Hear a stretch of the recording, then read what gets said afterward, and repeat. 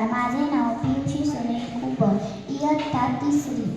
माझ्या गोष्टीचे नाव आहे रेड्याच्या मुखातून वेद. संत ज्ञानेश्वर महाराजांची गोष्ट.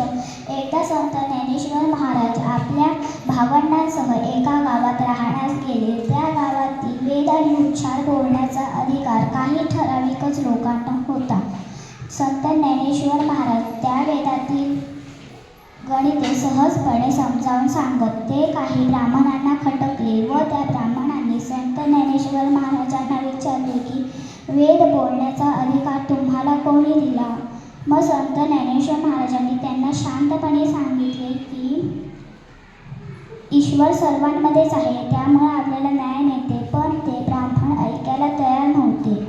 मग ब्राह्मणांनी त्यांना म्हटले की हे जर खरे असेल तर ह्या रेड्याला सुद्धा वेदातील मंत्र बोलता येतील.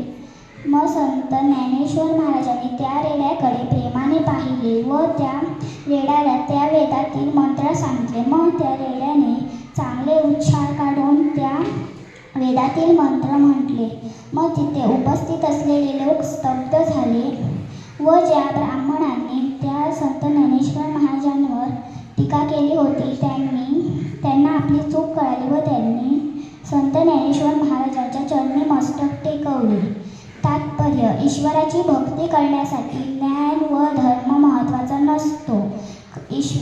शुद्ध मन हीच खरी ईश्वराची भक्ती आहे.